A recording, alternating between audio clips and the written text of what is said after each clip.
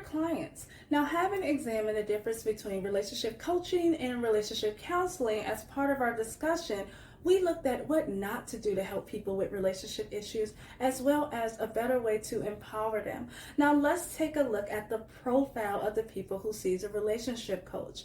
And in this lesson, I just like to share another perspective on the kinds of people and issues that you are likely going to encounter. And then in a later lesson, we'll go ahead and take a closer look at what kind of issues your clients may be facing and how you can assist them and what solutions you may want to help aid them with.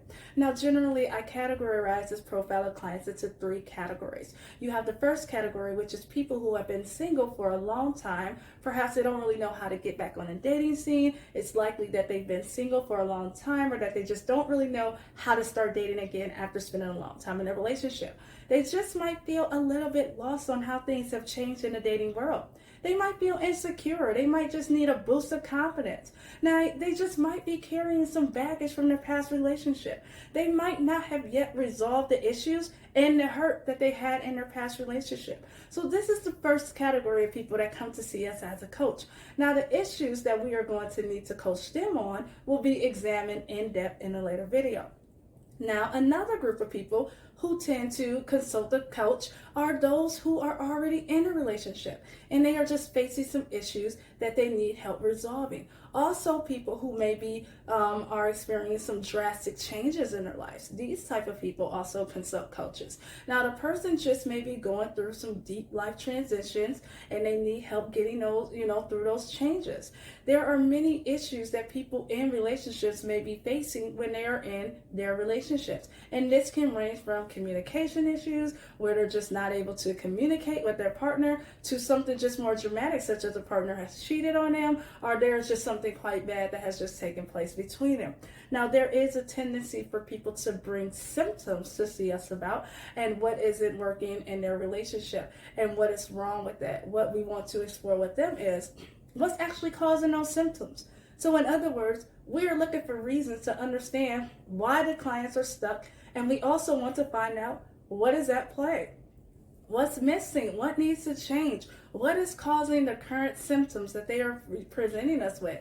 And as far as life transitions are concerned, people who are already in a relationship just sometimes starts to find that they are just having some issues when they are facing big changes in their lives, such as moving in together, getting married, or even having children, even getting retired, and how to adjust to the change that it brings, and the changing in a dynamic that it may bring can be a later transition in life, or when the children decides to leave the house and the couple is alone again after 18 or 20 years, and they just don't know how to relate any longer. Therefore, couples can just experience a wide range of transitions, or they just, may not be able to handle this effectively, and they may bring old issues and blockages. Now, there just may be a lot of tension that they just do not know how to handle. And our role as a coach is just to help guide them and to help them through going through those transitions, utilizing the skills that they already possess and reconnecting with each other. Now, the third category of people we tend to see is those who are experiencing a breakup or a loss after a relationship and might need some assistance in dealing with the strong emotions that they are facing. Their emotions are just too overwhelming for them to handle. There might be grief or sadness behind it. So when someone has been betrayed, they may have anger, or they may have a lot of residue after a breakup or after a loss, and they just may feel overwhelmed and not know what to do. And that is where we come in. We will explore in details how to push them in another video, but now I just want you to just take a moment and look at the people around you and identify which category they fall into.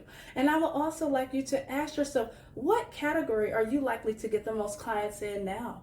Let us think back to the exploratory questions we had discussed in the past. Now, what kind of exploratory questions could you have asked, that are in each one of these categories? Now, after listening to the last lesson, I do hope that you got some ideas, but in order to help you with this, I am going to give you some coaching questions that you can ask during your coaching sessions. So let's say, for instance, that you have a client who is struggling to find a partner.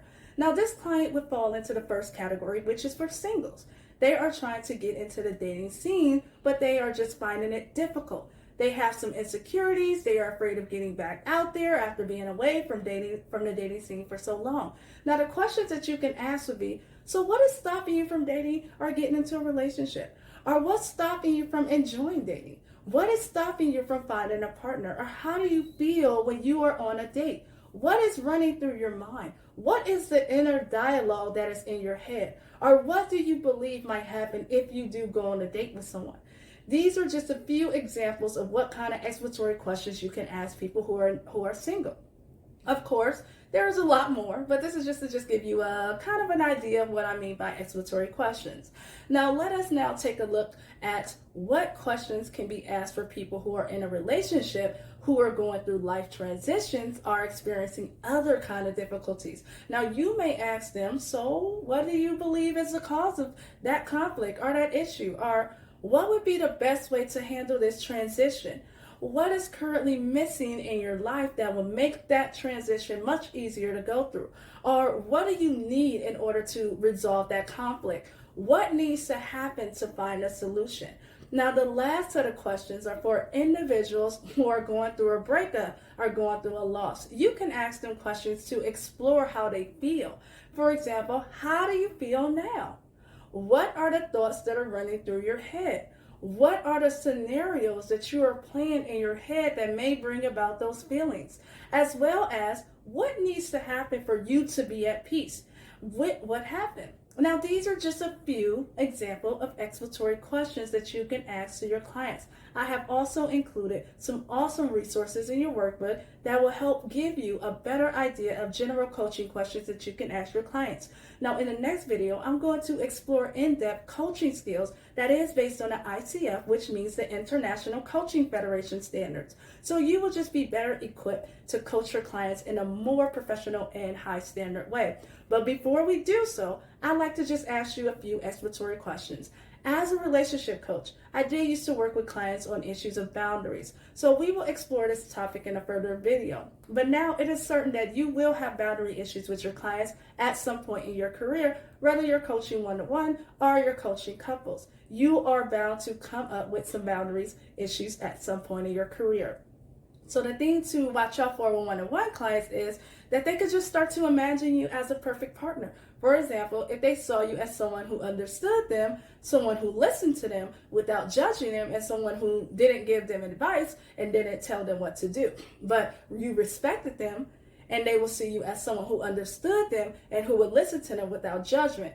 And because that's what a coach has to do, however, they just might start to project the image of an ideal partner onto you unconsciously, and as a result of their experiences with you. And there just may even be a possibility that they might develop some feelings towards you, or they just might want to start interacting with you in a non-professional way at some point, and the person just may want to be friends with you, or they might want to see you outside of sessions. Now, the question I want to ask is, how would you handle this situation, and what issues do you think it could bring into the coaching sessions? So in order to set up healthy boundaries with your client, what would be the best way to do it?